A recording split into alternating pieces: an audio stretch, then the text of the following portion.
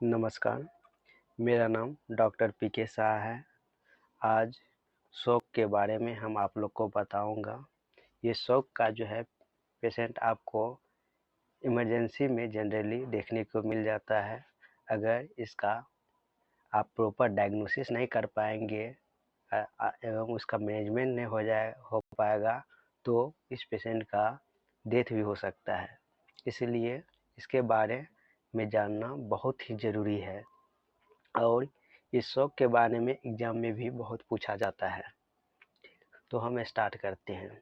देखिए, shock is defined as a state of cellular and tissue hypoxia due to either reduce oxygen delivery, increase oxygen consumption, inadequate oxygen utilization और a combination of these process.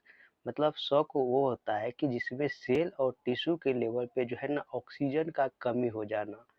वो उसका reason हो सकता है या तो वहाँ पे ऑक्सीजन का डिलीवरी नहीं हो पा रहा है, या अगर डिलीवरी भी हो रहा है तो भी वहाँ पे उसका कंजप्शन इंक्रीज हो गया है बाय एनी कारण, या अगर वहाँ पे डिलीवरी हो रहा है तो भी जो यूटिलाइजेशन का प्रोसेस है ऑक्सीजन का वो इनएडिक्वेट हो गया है, या इस तीनों के कॉम्बिनेशन से जो है ना आपको शॉक हो सकता है।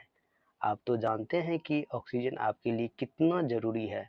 अगर आपके सेल तक ऑक्सीजन नहीं पहुंचेगा तो सेलुलर रिस्पायरेशन नहीं हो पाएगा। सेलुलर रिस्पायरेशन नहीं होगा तो वहाँ पे एटीपी नहीं बनेगा, और एटीपी नहीं बना तो आपका सेल जो है काम करना बंद कर देगा। इसके साथ साथ जो सेल से टिश्यू बना है, टिश्यू से ऑर्गेन बना है, ऑर्गेन से ऑर्गेन सिस्टम, सबका फंक्शन धीमी धीमी गति से डिस्टर्ब होते जाएगा। और फाइनली अगर बहुत हाई लेवल पर डिस्टर्ब होना चालू हुआ तो सेल का डेथ भी हो जाएगा। फाइनली आप जो है नॉर्मल स्टेज में भी नहीं रहिएगा, क्योंकि आपका ऑर्गेन सिस्टम फंक्शन करना बंद करेगा। और ये फाइनल अगर मतलब नहीं ट्रीट किया गया इस पेशेंट को, अगर इसका मैनेज नहीं किया गया तो ये डेथ भी हो सकता है। इसलिए शौक के बारे में जानना कितना ज़रूरी होता है, और यही चलते जो है एग्ज़ाम में भी शौक के बारे में बहुत बार क्वेश्चन राइज किया जाता है। ठीक, अब देखिए, this most commonly occur when there is circulatory failure manifested as hypotension that is reduced tissue perfusion. अब देखिए, ये जो कॉमनली होता है ना, आपका जो सर्कुलेटरी फंक्शन है उसका फेल्यूर होने में। सर्कुलेटरी फंक्शन क्या होता है कि पूरे बॉडी में जो आपका फ्लूइड का सर्कुलेशन होता है जो हार्ट के द्वारा, ठीक, अब वो सर्कुलेशन जो है हार्ट के द्वारा पूरे बॉडी में वेन आर्टरी ये सब के द्वारा जो होता है उसमें अगर डिस्टर्ब हो गया, और उसमें खास करके अगर हाइपोटेंशन हो गया, तो हाइपोटेंशन होता है कि आपके जो टिश्यू और ब्लड वेसल के बीच में जो एक प्रेशर रहता है अगर वो कम हो गया तो होता है कि डिफ्यूजन के द्वारा जो है ब्लड वेसल से टिश्यू या सेल तक आपका फ्लूइड पहुंचता है। और अगर ब्लड वेसल में जो आपका प्रेशर कम हो गया तो वहाँ क्या होगा, टिश्यू तक आपका फ्लूइड नहीं पहुंच पाएगा तो आपका ऑक्सीजन भी उसके साथ साथ नहीं पहुंच पाएगा, तो वहाँ पे क्या हो जाएगा, हाइपोक्सिया हो जाएगा।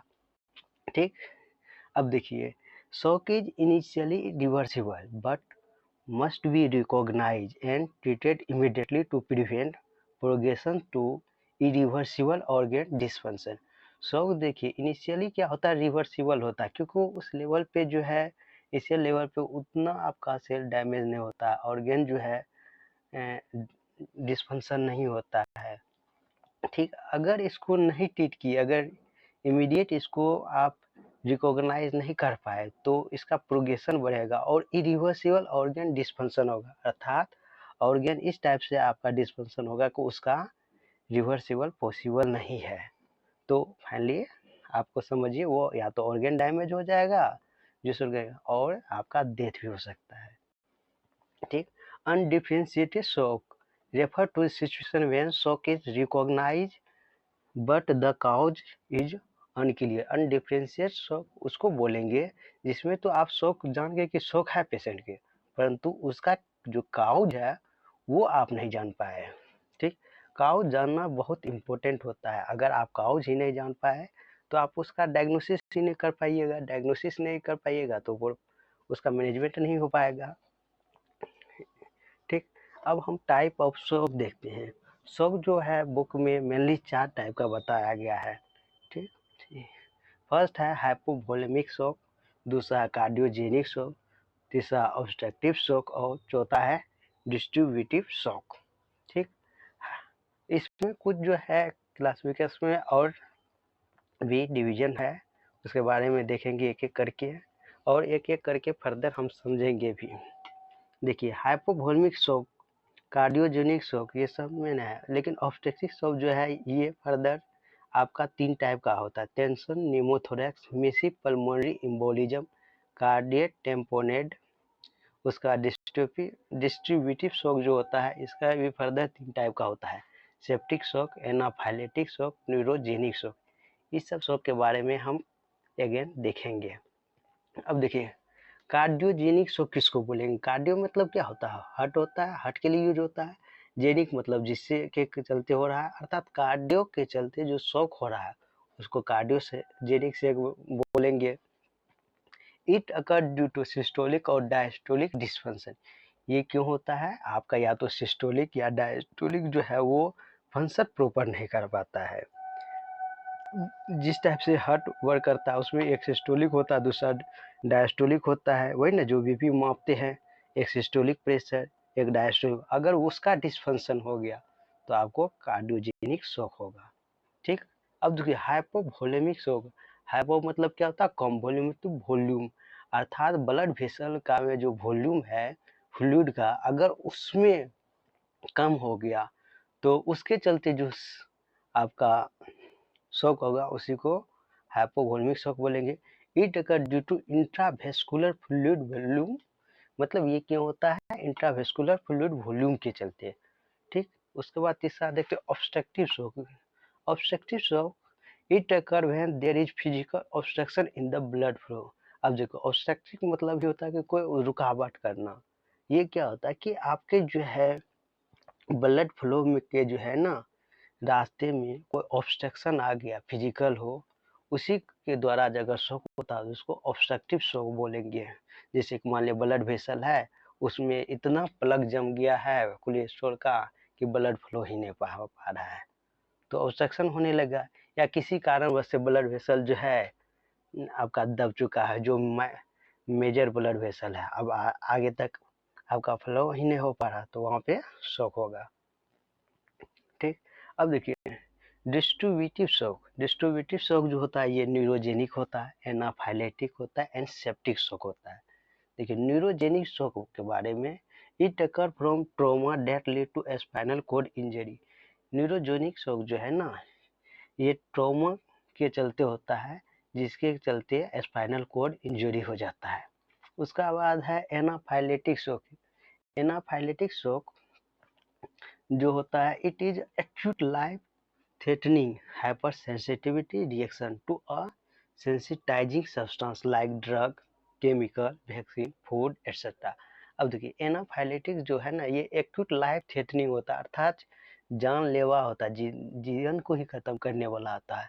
हाइपर सेंसिटिव रिएक्शन, इस टाइप का रिएक्शन होता है टू सेंसिटाइज, जैसे कि वो जो सेंसिटिव सब्सटेंस होता है उससे, जैसे ड्रग हो गया, केमिकल हो गया, वैक्सीन हो गया, फूड हो गया, एक्सेट्रा। जैसे कि आप नाम सुने होंगे एंटीबायोटिक, एनाफाइलेटिक इलेक्ट्रिक रिएक्शन हो गया है, अगर उसके चलते जो शॉक हो रहा है वो ड्रग्स के अंदर आ जाएगा।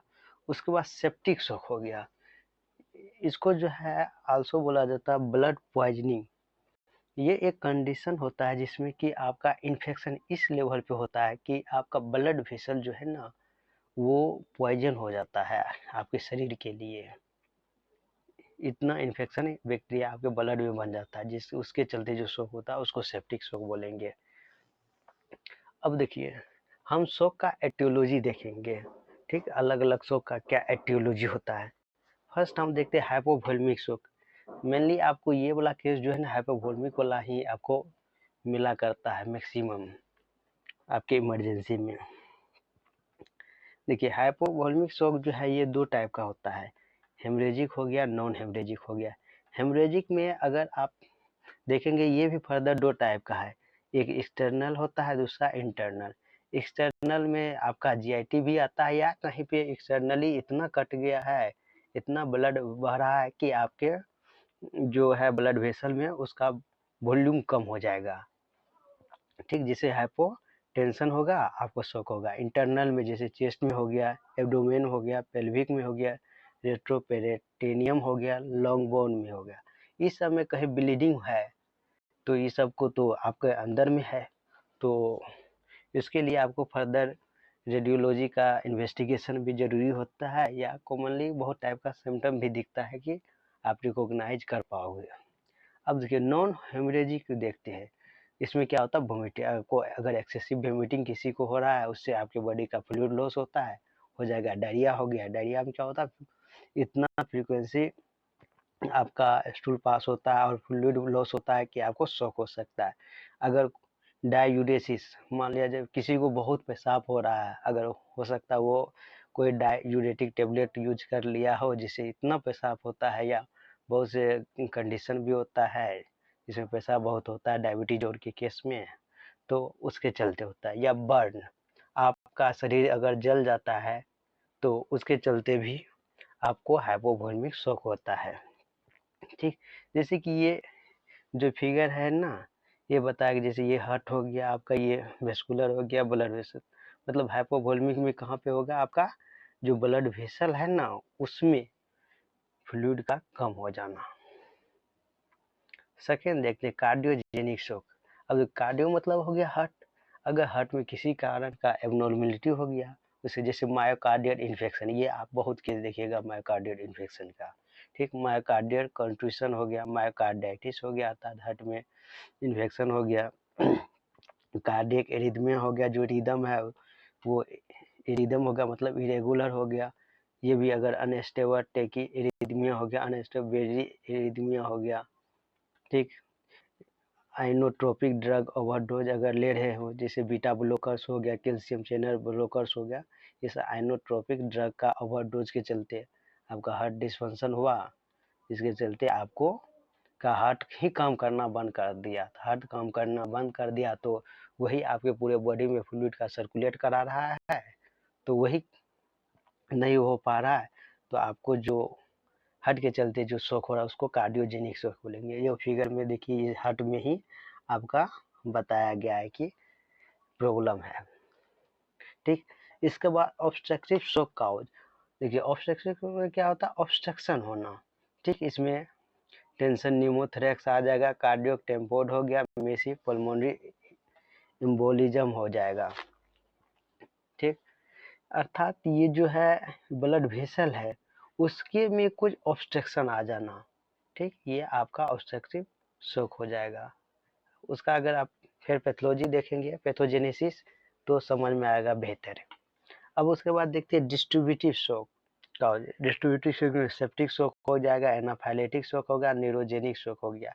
इस सब का हम लोग पैथोफिजियोलॉजी देखेंगे, वहां से समझ में आ जाएगा, ठीक। अब देखो पैथोफिजियोलॉजिक और कार्डियोजेनिक शॉक का देखते हैं, अर्थात जो हार्ट के चलते जो होता है शॉक, उसके बारे में देखिए। इसमें क्या होगा, या तो उसमें structural defect in the heart, या हार्ट के स्ट्रक्चर में कोई डिफेक्ट है, या डिसएरिथमिया हो गया, जो उसका रिदम है हार्ट का, लबडब जो करता है या पंपिंग जो करता है ब्लड का, उसमें इरिदम हो गया, कर रहा रुक गया फिर कर रहा, इस टाइप से।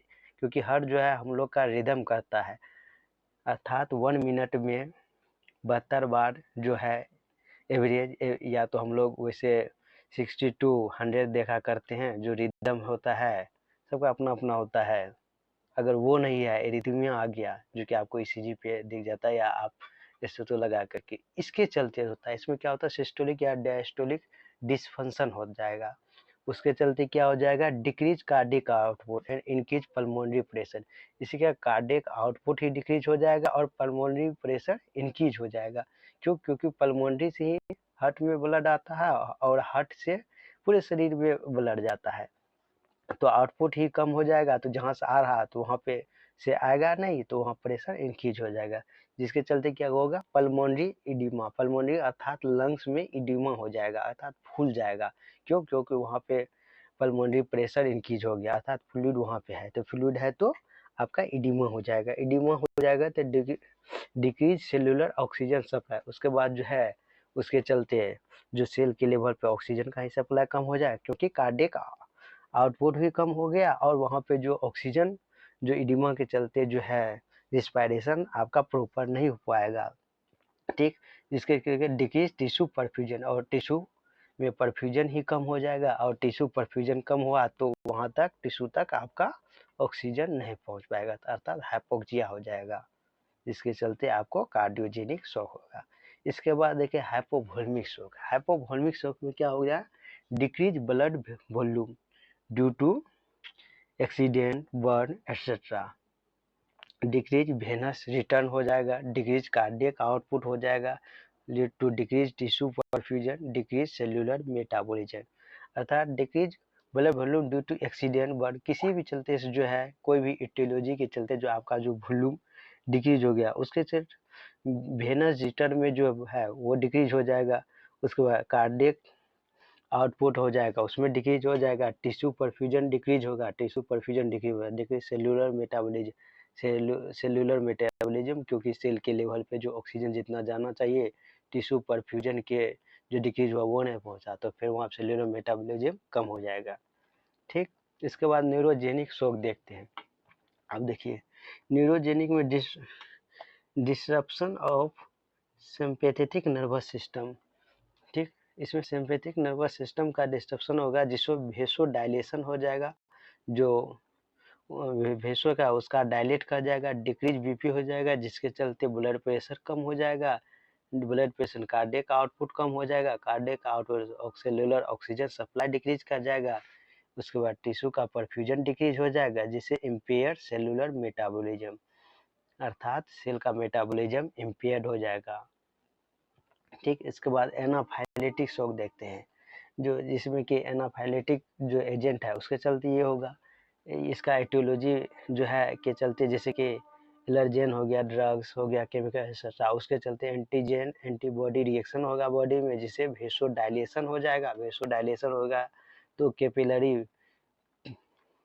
परमेबिलिटी हो जाएगा, उसके सर ब्रोंको कॉन्स्ट्रिक्शन हो जाएगा, broncho constriction, decrease oxygen supply and utilization हो जाएगा, इनएडिक्वेट टिश्यू परफ्यूजन हो जाएगा।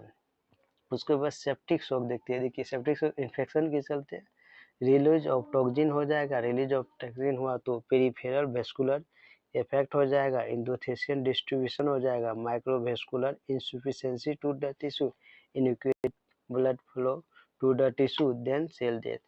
इधर से अगर देखिएगा मायोकार्डियल प्रॉब्लम्स हो जाएगा, डिक्रीज कंट्रैक्टिलिटी हो जाएगा, इनएडिक्वेट ब्लड फ्लो हो जाएगा, टिश्यू हाइपोक्सिया होगा एंड सेल डेथ करेगा। ऑब्स्ट्रक्टिव शॉक में देखते हैं कि ये physical obstruction in blood flow, decrease venous return, decrease cardiac output, decrease cellular oxygen supply, decrease tissue perfusion, empire cellular metabolism, ठीक। आप जितना भी यहाँ पैथोलॉजी देखिए तो फाइनली क्या होता है कि आपके सेल के लेवल पे ऑक्सीजन की कमी होता है, और आप में के जो है ब्लड प्रेशर, हाइपोटेंशन होता है, ठीक। ये दो आपको सब में मिला ही होगा, और इसलिए ये दो आप इंक्लूड कर दीजिएगा, सबका आपका बन जाएगा। ऊपर में इटियोलॉजी लिखना है जितना भी है, उसके बाद फाइनल आपका बीपी कम करना है, और बीपी कम करके आपका जो सेल के लेवल पे जो ऑक्सीजन नहीं पहुंच रहा वो कम होगा तो सेल का मेटाबॉलिज्म डिक्रीज करेगा या इम्पेयर्ड हुआ, जिसके चलते सेल फंक्शन करना बंद किया, सेल फंक्शन बंद कर गया तो ऑर्गेन फंक्शन बंद करने लगेगा, ऑर्गेन फंक्शन क्या है, आपका जो नॉर्मल फिजियोलॉजी होगा वो डिस्टर्ब होगा, डिस्टर्ब हो गया, जो आप नॉर्मली बिहेव कर रहे हैं वो नहीं कीजिएगा, और आप का जो है शॉक का सिम्टम आने लगेगा। तो अब देखते हैं कि शॉक का सिम्टम क्या होता है, जो क्लिनिकल मैनिफेस्टेशन, इसमें एक्सट्रीमली लो ब्लड प्रेशर, देखिए इसमें ब्लड प्रेशर क्या हो जाएगा, लो रहेगा, वीकनेस रहेगा, चेस्ट फेन, ये जनरल बता रहे हैं सभी शॉक में, ठीक। हम एक एक करके भी वो देखेंगे कि किस शॉक में क्या है, किस टाइप का प्रॉब्लम है, फिर उसका ट्रीटमेंट क्या होगा। आपका पल्स वीक रहेगा, परफ्यूज स्वेटिंग रहेगा, पसीना बहुत आएगा, डिजीनेस रहेगा, चकरियाएगा दिमाग, ठीक।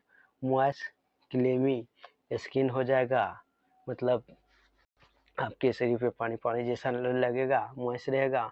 अनकॉन्शियसनेस भी हो सकते हैं, अर्थात आपका जो कॉन्शियस है वो लॉस हो जाएगा। रैपिड स्लो ब्रीदिंग होगा, फास्ट मतलब बहुत तेजी से आप सांस लीजिएगा। फीलिंग एंजियस, आप एंजियस फील कीजिएगा। एजिटेटेड एंड कंफ्यूज होइएगा। एंड साइनोसिस रहेगा, अर्थात आपका नेल और जो रहेगा नीला पड़ने लगेगा, ठीक। अब देखिए हम यहाँ symptom and sign of shock देखेंगे। देखिए इसमें क्या है, अब थोड़ा डिटेल से हम देखते हैं।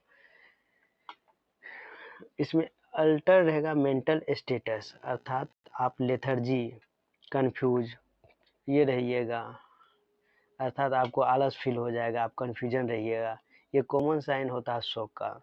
The hand and feet are pale, आपका हाथ और पैर जो है पेल दिखेगा, कूल रहेगा, क्लेमी रहेगा।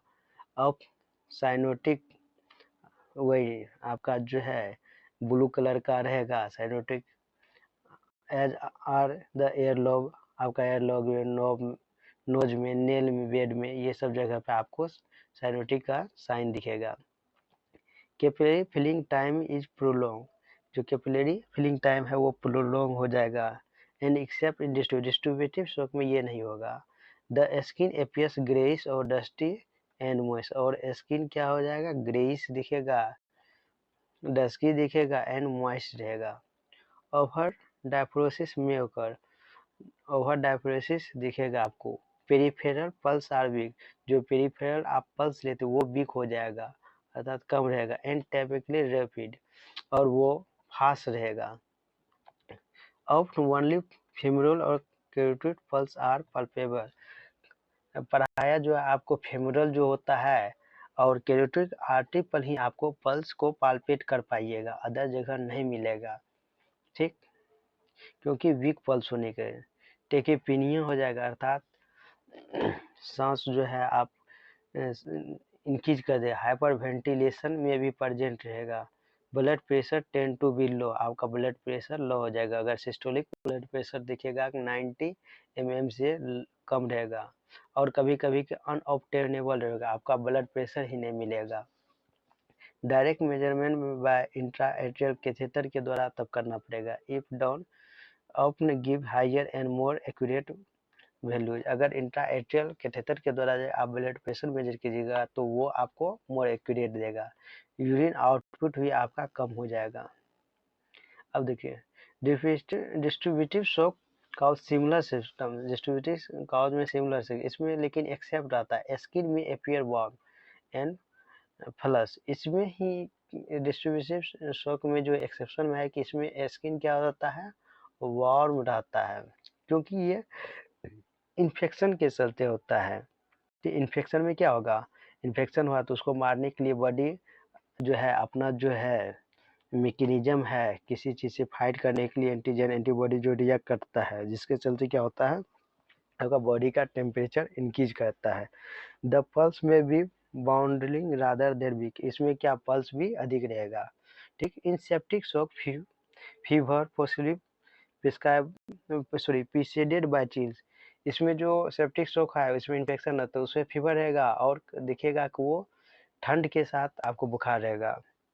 Some patient with anaphylactic shock have urticaria and wheezing, और बहुत में एनाफाइलेटिक शॉक में देखिएगा कि वीजिंग या यूट्रिकेरिया दिखेगा। अब देखिए न्यूमेरस अदर सिम्टम जैसे चेस्ट पेन, छाती में दर्द, डिस्पनिया, सांस में दिक्कत, एब्डोमिनल पेन, पेट में दर्द में भी प्रेजेंट अंडरलाइंग डिजीज, और सेकेंडरी ऑर्गन फेल्यूर भी होता है, और जो वाइटल्स ऑर्गन हो गया उसका फेल्यूर भी देखेगा, जैसे किडनी हो गया, हार्ट हो गया, स्पाइटिस, लंग्स हो गया, ये सब भी फेल्यूर रहेगा। अर्थात इसका जो मेन देखिएगा ना तो आपको क्या दिखेगा, बीपी कम रहेगा, जो सिम्टम मिलेगा बीपी कम रहा वो लंबा सांस लेगा, ठीक। उसका पल्स देखिएगा तो कम रहेगा एंड रैपिड रहेगा, आपको जनरली पाल्पेट नहीं कराएगा, और वो पेशेंट देखिएगा तो मतलब कंफ्यूज रहेगा, एंजाइटी रहेगा, ये सब जो है कॉमन आपको देख जाएगा। तो आपको शौक एक बार सोचना है पेशेंट को देख के। अब देखिए डायग्नोसिस, अब कैसे इसका डायग्नोसिस करना है। First of history and physical examination. देखिए आपको करना है कि पेशेंट का जो है डायग्नोसिस, और अगर उसका सर्वाइव देखिएगा तो पहले सर्वाइवल जरा, अगर पेशेंट बचेगा तभी ना आप कुछ कर पाइएगा। तो आने के साथ जो है उसको जो फर्स्ट जो है मतलब जो है आप रिससिटेशन करना स्टार्ट कर दीजिए ABCDE के तरह के अनुसार है, ठीक। उसके बाद उसका हिस्ट्री लीजिए, जो गार्जियन है या उसके साथ में या उस पेशेंट अगर कॉन्शियस है तो वो बोल पा रहा है, तो उसके बाद फिजिकल एग्जामिनेशन करना है कि देखना है कि कहीं कटा हुआ तो नहीं है, या कहीं जला हुआ तो नहीं है, या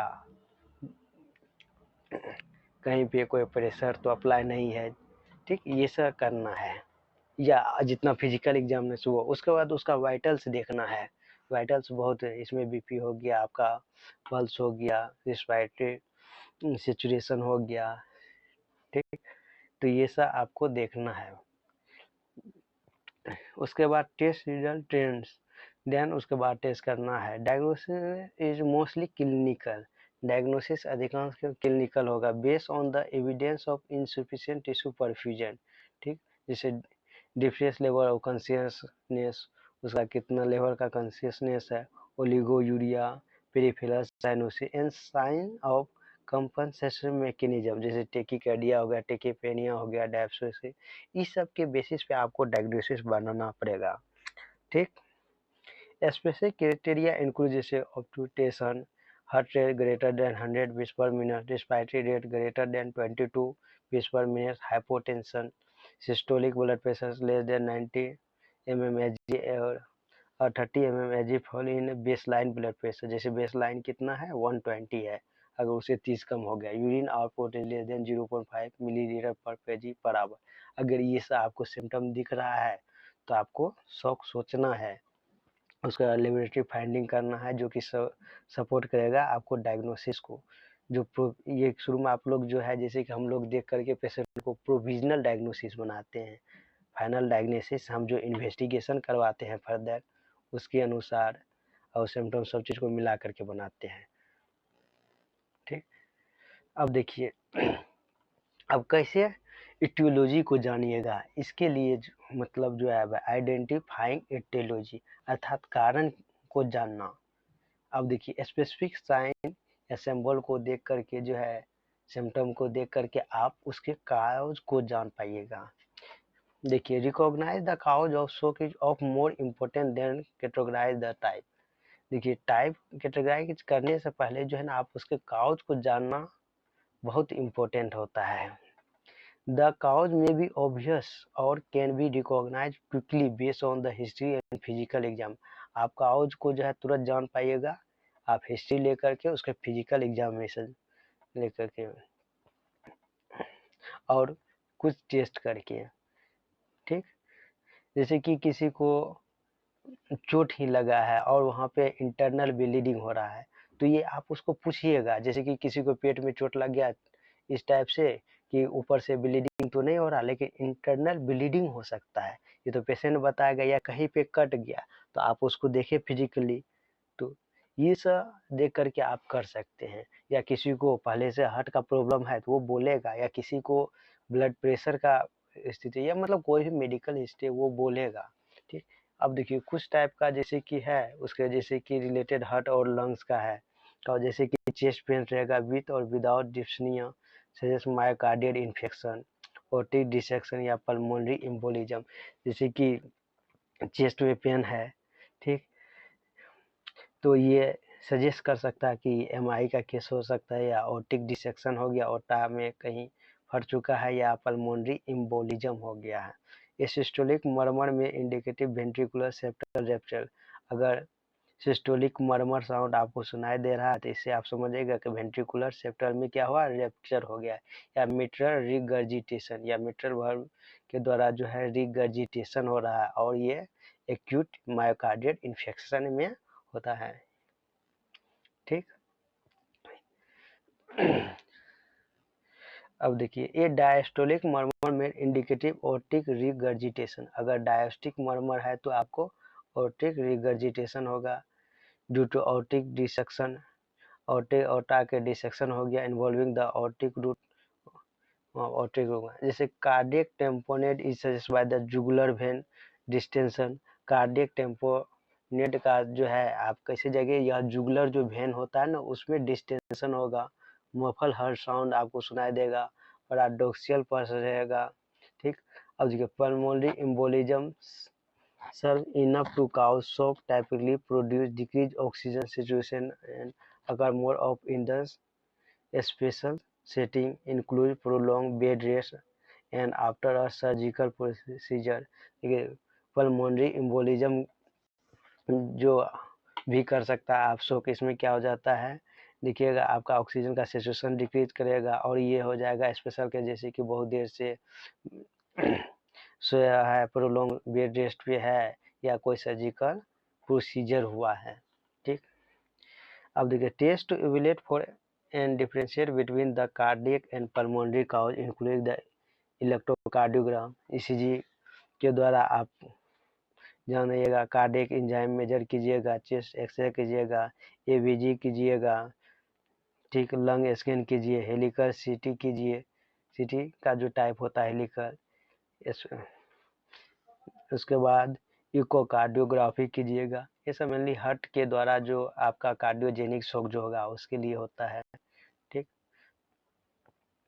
अब देखिए, काज में भी रिलेटेड प्रॉब्लम है, अगर पेट में किसी टाइप का ब्लीडिंग है या किसी टाइप का, उसमें क्या होता है जैसे एब्डोमल या बैक पेन और टेंडर एब्डोमेन से, जैसे कि पेट में दर्द है या पीठ में दर्द है या टेंडर एब्डोमेन, पेट फुला है, पेट में छुइएगा तो आपको दर्द महसूस होगा, टेंडर एब्डोमेन हुआ तो ये क्या का पेनक्रियाटिस अर्थात पेनक्रियाज में चलते हैं, या रेप्चर एब्डोमेन ऑर्टिक एन्यूरिज्म।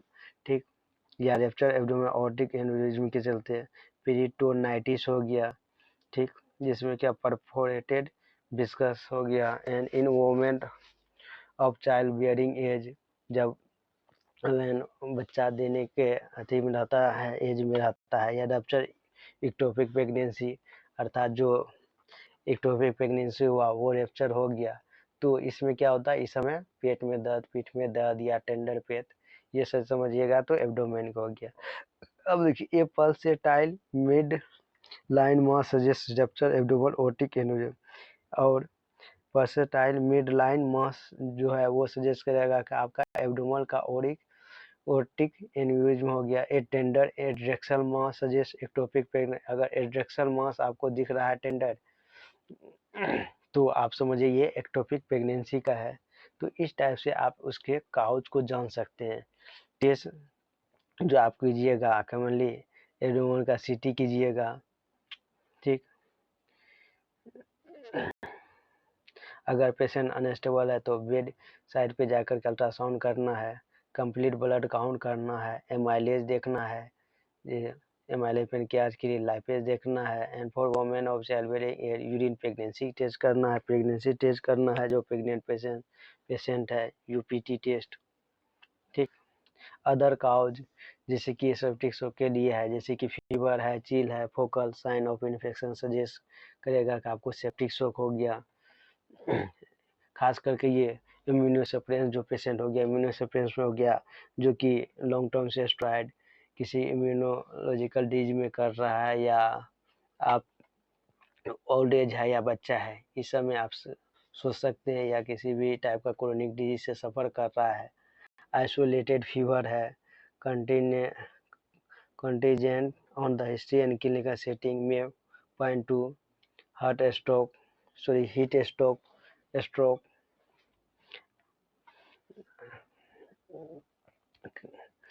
अब देखिए, टेस्ट इनको इसमें एक्सरे कीजिए, यूरिन एनालिसिस कीजिए, सीबीसी कीजिए, culture of wound, blood, urine, other relative proliferation in a patient and the cause is occur patient with no focal symptom और sign indicative of cow should have ECG, cardiac enzyme measure, में chest x ray, ABG ये सब करना है इस चीज़ को और clear करने के लिए।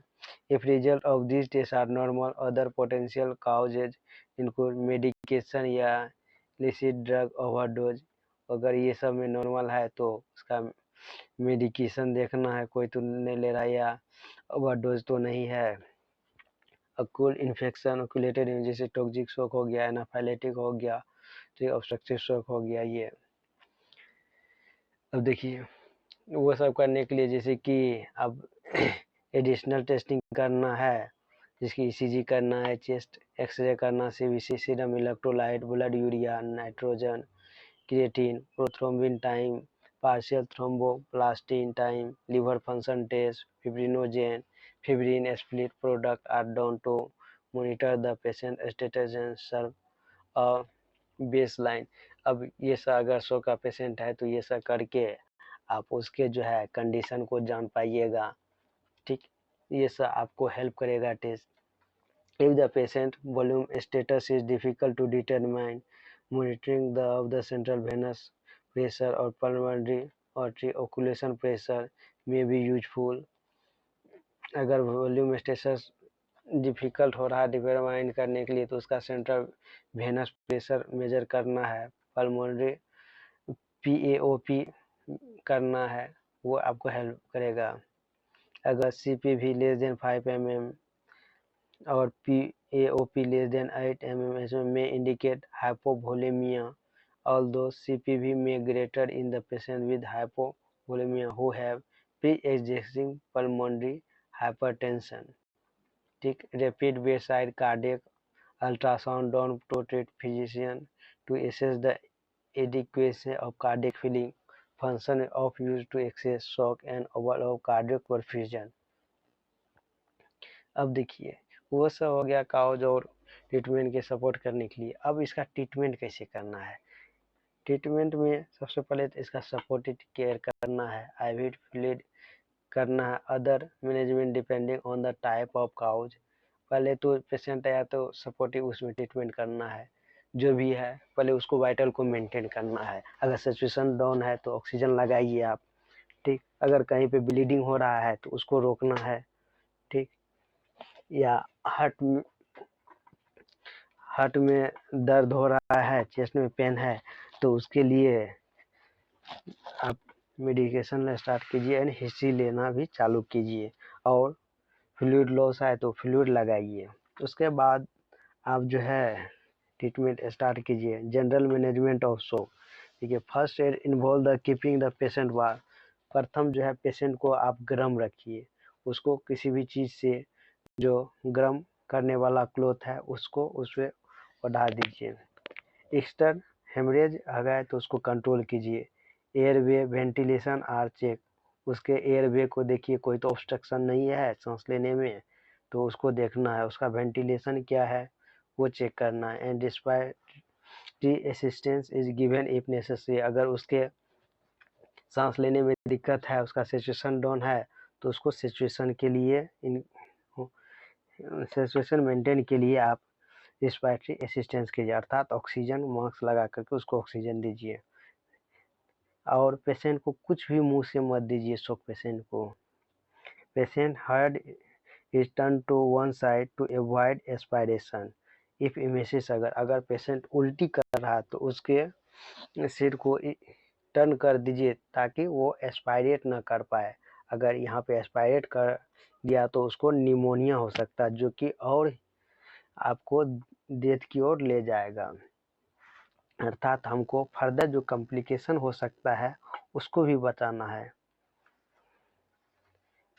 अब देखिए इवोल्यूशन करने के साथ साथ ही आप उसका ट्रीटमेंट भी स्टार्ट कर दीजिए। देखिए supplement oxygen by face mask is provided, face mask में ऑक्सीजन दीजिए। इफ शॉक इज सर्व और वेंटिलेशन इज इनएडिक्वेट, अगर शॉक बहुत अधिक है और वेंटिलेशन जो है इनएडिक्वेट है तो एयर व इंट्यूबेशन विथ मैकेनिकल वेंटिलेशन, फिर उसको जो है आप मैकेनिकल वेंटिलेशन दीजिए। उसके बाद 2 लार्ज या तो 14 या 16 गज का आईवी कैथेटर इंसर्टेड कीजिए। सेपरेट पेरिफेरल वेन में। ये सेंट्रल वेनस लाइन डालिए। Intraosseous needle specially in the children, बच्चा में लगाना। Provide an alternative vein, peripheral vein can not promptly be assess.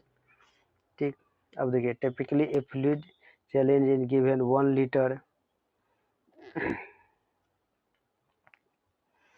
Of 0.9% saline is infuse over 15 minute में। ठीक, अगर बच्चा है तो 20 मिलीग्राम पर केजी के अनुसार देना है फ्लूइड जो है। इन मेजर हेमरेज में रिंगर लैक्टेज कॉमनली यूज करना है, या तो NS यूज कीजिए या तो RL यूज कीजिए। Although in major hemorrhage, use of crystal should be minimized in favor of transfusion of blood product। अगर मेजर हेमराइज है इसमें क्रिस्टलाइज को मिनिमाइज किया जाए, ये NSDNS को मिनिमाइज किया जाता है। ठीक, इसमें फेवर किया जाता है ट्रांसफर ब्लड प्रोडक्ट, जो ब्लड प्रोडक्ट है जैसे हेमोक्सिल, ये सब लगाना चाहिए। Unless clinical parameter return to normal the infusion of fluid is continue. जब तक उसका जो है क्लिनिकल पैरामीटर रिटर्न ना हो जाए, अर्थात वाइटल्स नॉर्मल ना हो, तब तक आप फ्लूइड उसको लगाते रहे। Smaller volumes are use for patient with sign of high right sided pressure. अगर राइट साइडेड प्रेशर अधिक है तो उसमें फ्लूइड का जो है थोड़ा थोड़ा वॉल्यूम करके यूज करना है। Easy distension of the neck when, अगर नेक वेन उसका डिस्टेंडेड है, या एक्यूट मायोकार्डियल इन्फेक्शन है, AMI है, क्योंकि अगर इसमें अगर अधिक फ्लूइड लगा रहे हैं तो हार्ट ही आपका काम करना प्रॉपर बंद कर दिया है तो और दिक्कत हो जाएगा, आपको हार्ट में ही फ्लूइड जमा होने लगेगा। ठीक, ए fluid challenge should probably not be done in the patient with sign of pulmonary edema। अगर pulmonary edema है तो वहाँ पे आपको फ्लूइड नहीं लगाना। Further fluid therapy is based on the underlying condition, उसका कंडीशन के अनुसार फ्लूइड लगाना। में रिक्वायर मॉनिटर ऑफ CPV और PaOP, मॉनिटर करना CPV।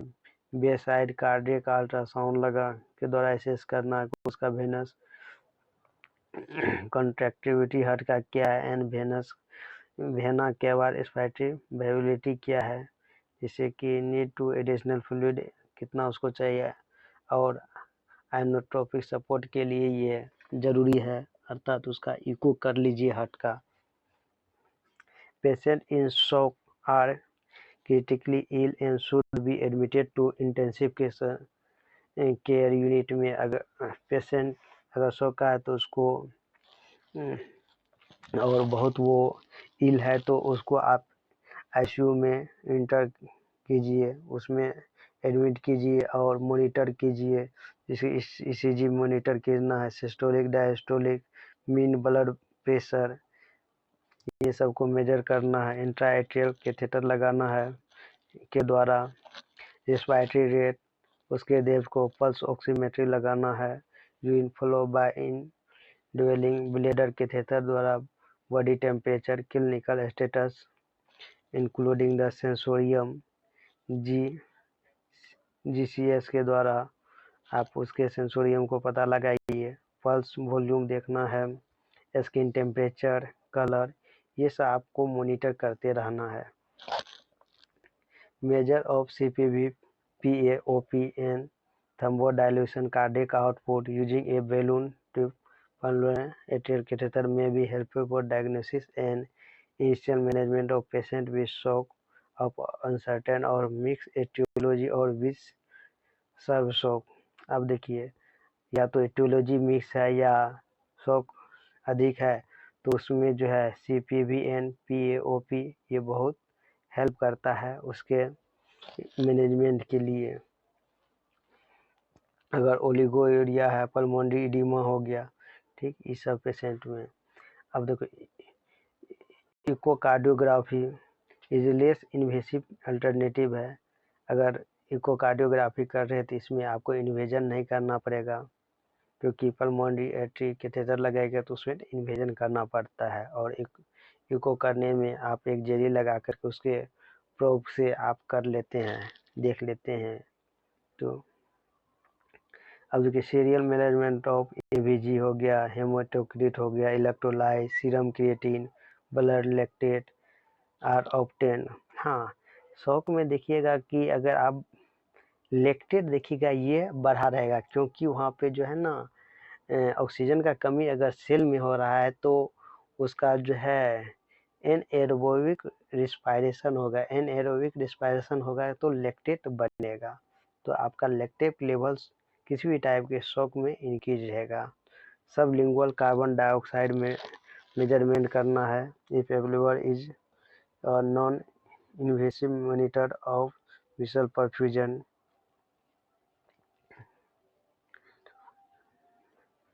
अब देखिए well design flow sheet to monitor tense is helpful, और इस सब को जो है ना आपको एक शीट पे लिखना है।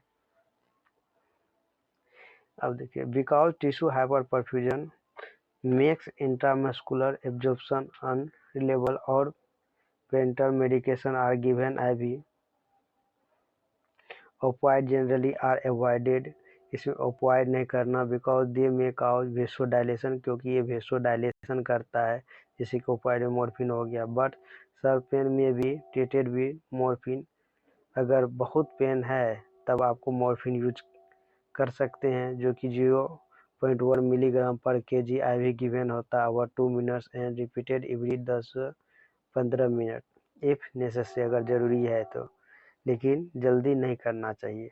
ऑल्दो सेरेब्रल हाइपोपरफ्यूजन में काउज एंजाइटी, अगर सेरेब्रल हाइपोपरफ्यूजन है तो अर्थात आपके ब्रेन तक नहीं पहुंच पाया तो एंजाइटी रहेगा, सेडेटिव रहेगा, और tranquilizer are not routinely given unless the patient is intubated. अगर पेशेंट इंट्यूबेटेड नहीं है तो उसको सेडेटिव एंड ट्रांक्विलाइजर नहीं देना है।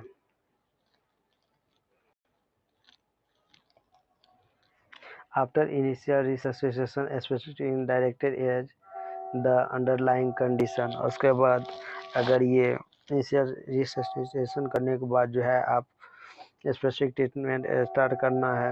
Additional supportive care is guided by type of save, उसके बाद एडिशनल सपोर्टिव केयर जो करना है टाइप ऑफ शॉक देख करके, जैसे कि हेमोरेजिक शॉक में क्या करना है, सर्जिकल कंट्रोल ऑफ ब्लीडिंग, अर्थात अगर एक्सीडेंट में है तो उसको स्टेज लगा करके, या स्टेज से नहीं होगा तो अगर ओटी वाला काम है तो वहाँ पे जा करके आप कीजिए। Early transfusion of blood product को ट्रांसफ्यूज कीजिए। In haemorrhagic shock surgical control of bleeding is the first priority.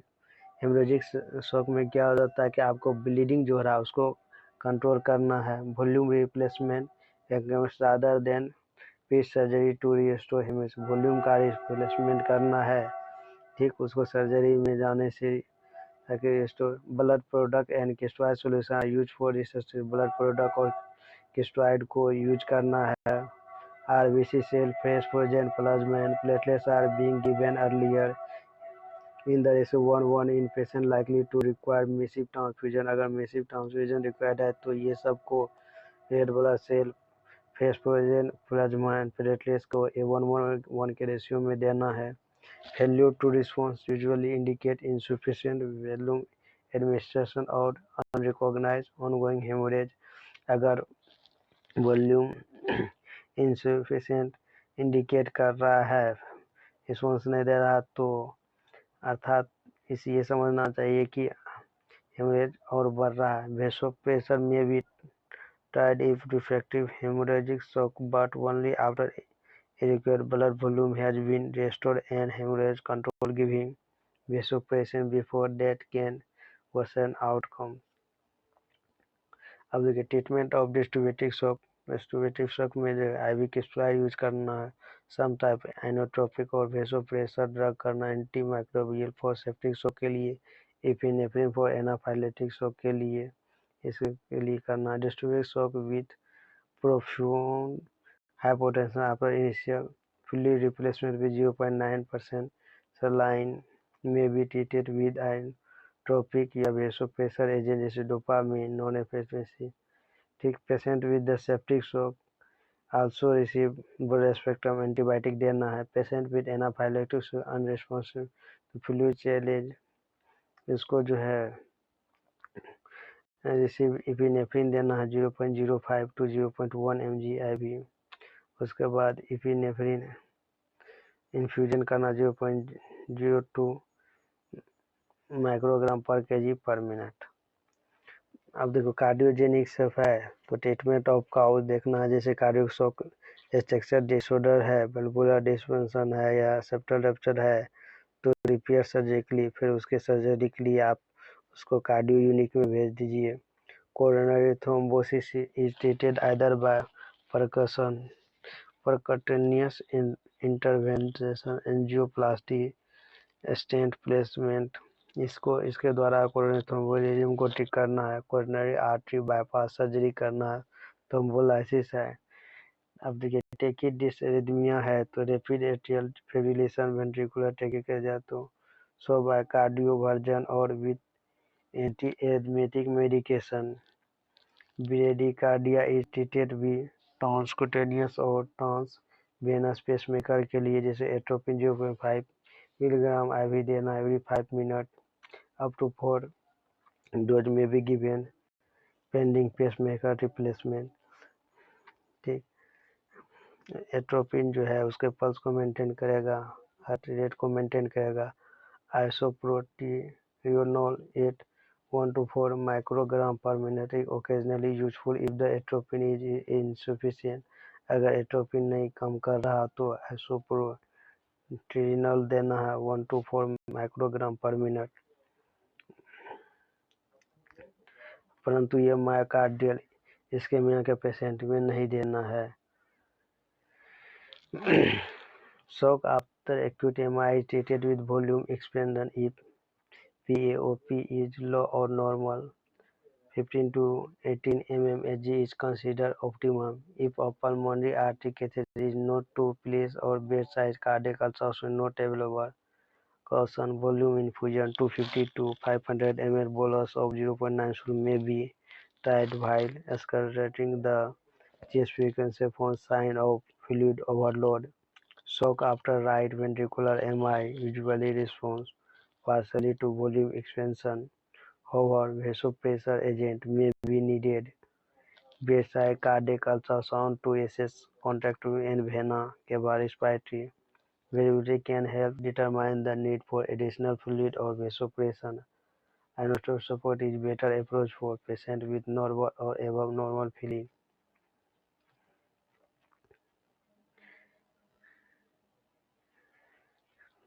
Prognosis of shock देखते हैं। Untreated shock is usually fatal. अगर आप नहीं देखते तो वो शॉक फेटल हो जाएगा। Even with treatment mortality from cardiogenic shock after MI and septic shock is high. Prognosis depend on the cause, pre existing और complaining illness, time between onset and diagnosis, promoteness and adequacy of the therapy.